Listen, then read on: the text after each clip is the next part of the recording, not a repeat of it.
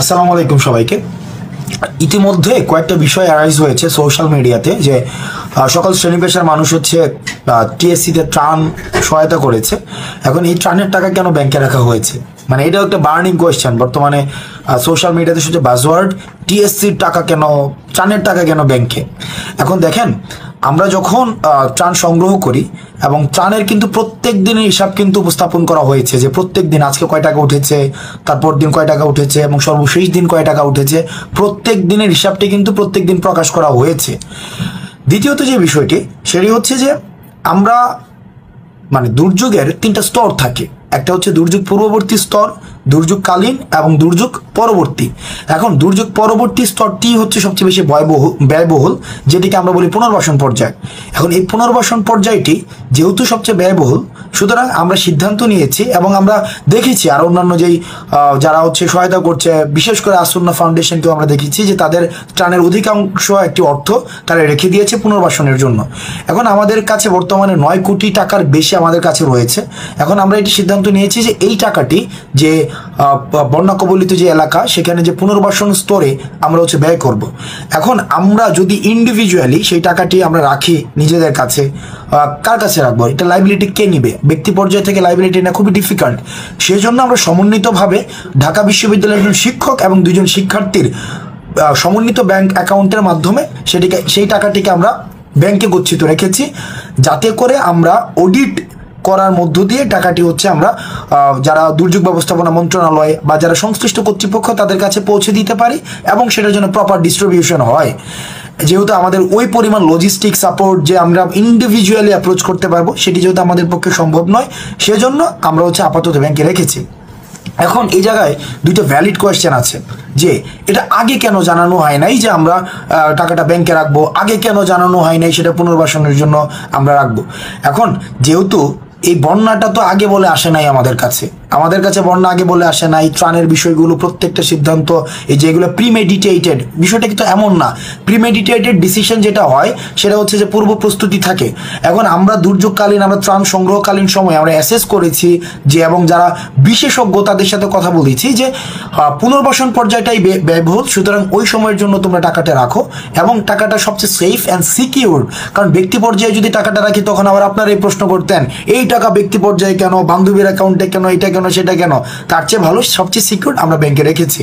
এখন প্রশ্ন আসতে পারে এই টাকা কি আমরা ব্যবহার করছি কিনা? এই টাকা আমাদের ব্যবহার করার কোনো প্রশ্নই আসে না, কারণ 4 তারিখ যেই টাকাটি উঠেছে সেই টাকাটি সম্পূর্ণ সেখানে রাখা হয়েছে ব্যয় বাদে। আর এখন যখন উত্তোলন করা হবে ঠিক সমপরিমাণ টাকা উত্তোলন করা হবে, তো সুতরাং এখানে অর্থ তসরুফের কোনো প্রশ্নই আসে না। এই জায়গায় বলে রাখা ভালো, অনেকেই প্রশ্ন করছেন যে ত্রাণের টাকা নিয়ে হয়তো আমরা জেলা সফরগুলো করছি। বলে রাখা ভালো যে আমাদের এই যে সফরকালীন যে অর্থটি কোন জায়গা থেকে আসছে সেটি জানারও আপনাদের এক ধরনের অধিকার রয়েছে, জবাবদিহিতা নিশ্চিত করবে। প্রথমত এই সফরের বিষয়ের যেই অর্থটি সেটি কোনো ত্রাণের সাথে কোনো সম্পর্কিত না। সেটি হচ্ছে আপনারা জানেন যারা রাষ্ট্র সংস্কারের কাজে অংশগ্রহণ করতে চায় তারা আমাদেরকে বিভিন্নভাবে সহায়তা আন্দোলনের শুরু থেকেই করছে, একদম আন্দোলনের প্রথম দিন থেকেই। কোটা সংস্কারের আন্দোলন যখন ছিল তখন থেকে শুরু করে আজকে পর্যন্ত তারা সহায়তা করছে। কেউ আন্দোলনকালীন সময়ে টাকা দিয়ে, তারপর হচ্ছে অর্থ দিয়ে, ওই যে পানি দিয়ে, খাবার দিয়ে, ব্রেড কলা বনরুটি এগুলো কিনে দিয়ে, মানে বিভিন্ন ফর্মে কিন্তু আমাদের হেল্প করছে। ঠিক একইভাবে এখনও আমরা যখন জেলা সফরগুলো করছি সেভাবে হেল্প করছে। কিভাবে হেল্প করছে? কেউ হয়তো গাড়ি সহায়তা দিচ্ছে, কেউ হয়তো খাবার অ্যারেঞ্জ করে দিচ্ছে, কেউ হয়তো থাকার জায়গাটির ব্যবস্থা করে দিচ্ছে। এখন সেটি শুভাকাঙ্ক্ষী যারা রয়েছে তারা এই কাজটি করছে। আমাদের বিশ্ববিদ্যালয়ের অনেক বড় ভাই রয়েছে, তারা এই কাজটি করছে। রাষ্ট্র সংস্কারে আগ্রহী কিন্তু নাম প্রকাশে অনিচ্ছুক অনেকে রয়েছে, তারাও এই কাজটিতে আমাদের সাথে অংশগ্রহণ করছে।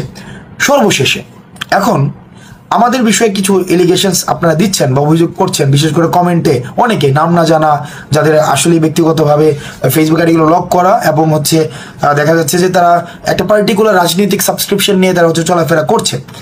তো তারা আপনারা অভিযোগ দিচ্ছেন এবং কিছুদিন আগে 12 কোটি টাকা নিয়ে হচ্ছে আমি আর সার্জিস নাকি আমাদের মতো কন্দল আছে, এই ধরনের অভিযোগ কিন্তু আমাদের আন্দোলনকালীনও হয়েছে। ইভেন আওয়ামী লীগ বলছে আমরা নাকি 500 কোটি টাকা আমাদেরকে দিছে। তারপরে একটা পর্যায়ে তো আসছে যে আন্দোলনের আগের দিন সার্জিসের বাসায় 2 কোটি টাকা পাওয়া গেছে। আমার এবং সার্জিসের মধ্যে 7 কোটি টাকা নিয়ে বিবাদ আন্দোলনকালীন সময়। তো এখন দেখুন ওই অভিযোগগুলো তো ছিল, কিন্তু ওই অভিযোগ তো একটাও প্রমাণিত হয়নি। আমাদের আওয়ামী লীগ সরকার, ফেসির সরকার যখন ছিল তারা তখনও আমাদেরকে বিতর্কিত করার জন্য বিভিন্ন অভিযোগ দিয়েছে। এখন তাদের যারা ফলোয়ার্স রয়েছে, তাদের যারা কর্মী রয়েছে, তারাই হচ্ছে এখন আমাদের বিরুদ্ধে অভিযোগগুলো দিচ্ছে যে আমরা হচ্ছে যেমন 12 কোটি টাকা নাকি আমরা নিয়ে পালাই গেছিলাম। তো আবার হচ্ছে এটা ডিবাঙ্ক করা হয়েছে, এই তথ্যটি সম্পূর্ণ অসত্য, সম্পূর্ণ ভুয়া।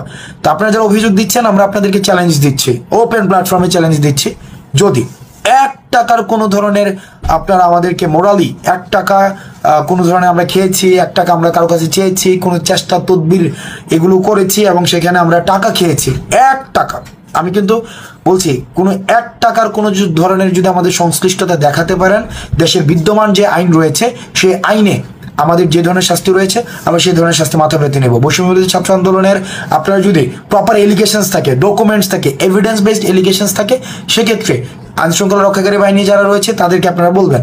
এখন একটা অভিযোগ, হুট করে একটা অভিযোগ দিয়ে দিচ্ছেন, সেটা আগা নাই মাথা নাই। আওয়ামী লীগ সরকার যেভাবে অভিযোগ দিত, সেই অভিযোগের ধারাবাহিকতায় সেটিকে আমরা রাষ্ট্র সংস্কারের কাজে এবং জাতীয় ঐক্যের যেটি ঘটিত হয়েছে সকল শ্রেণী পেশার মানুষের মধ্যে, সেটিকে ফাটল ধরার প্রয়াস হিসাবে আমরা দেখছি যে জাতীয় ঐক্যকে বিনষ্ট করার জন্য এই ধরনের অভিযোগ দিচ্ছেন। কিন্তু এই ধরনের অভিযোগ একটাও কিন্তু প্রমাণিত হয়নি, এখনো পর্যন্ত একটা অভিযোগই কিন্তু প্রমাণিত হয়নি। আমি আবারও বলছি, 1 টাকা যদি কেউ দেখাইতে পারেন যে আমরা 1 টাকা কোনো জায়গা থেকে আমরা নিয়েছি, সেক্ষেত্রে বিদ্যমান আইন শৃঙ্খলা আইন অনুযায়ী আমরা শাস্তি আমরা মাথা পেতে নেব।